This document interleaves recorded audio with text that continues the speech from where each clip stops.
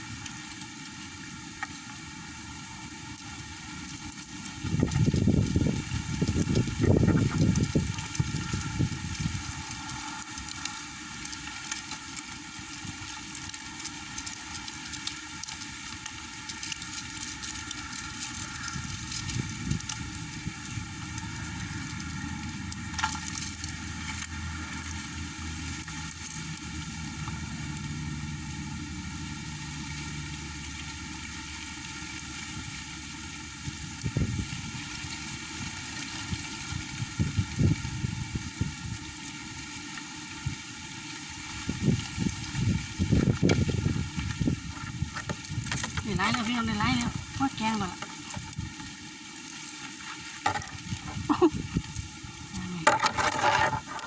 ปุ่นเป็นจะกลับเนาะเดี๋ยวกันนะอันเนี้ย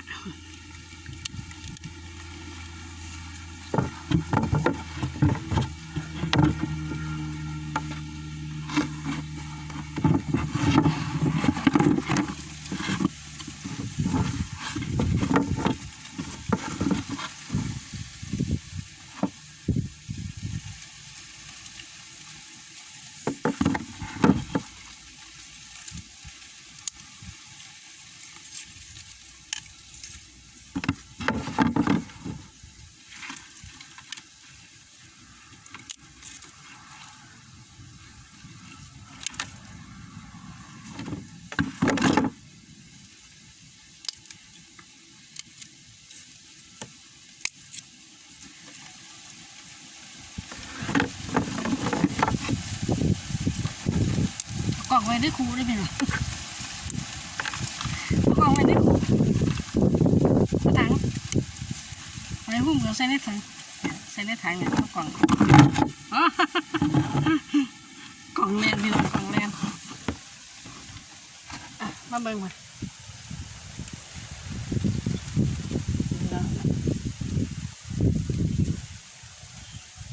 ทะเลเสีย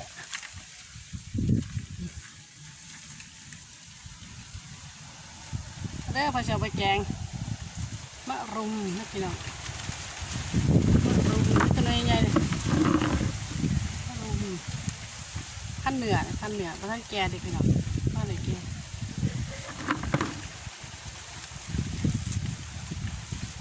ลมแห้งมานี่ลมแห้งค